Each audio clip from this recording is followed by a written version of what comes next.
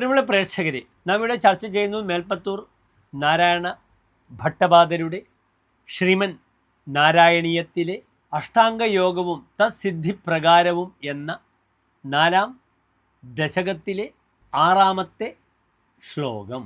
ധ്യായതാം സകളമൂർത്തിമീദൃശീം ഉന്മിഷൻ മധുരാഹൃദാത്മനാം സാന്ദ്രമോദരസരൂപമാന്തരം ബ്രഹ്മരൂപമയി തേവഭാസതേ.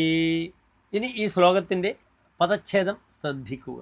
ധ്യായതാം സകളമൂർത്തിയും ഈദൃശീം ഉന്മിഷത് മധുരതാഹൃദാത്മനാം സാന്ദ്രമോദരസരൂപം ആന്തരം ബ്രഹ്മരൂപം I തേ അവഭാസതേ. ഇനി ഈ ശ്ലോകത്തിൻ്റെ അന്വയം ശ്രദ്ധിക്കുക.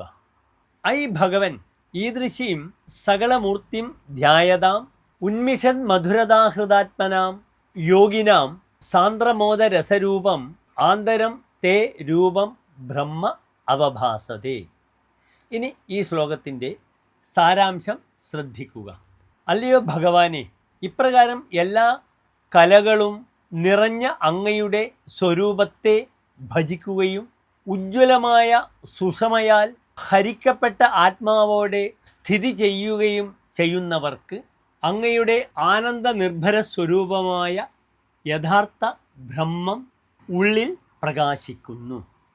നമസ്തേ.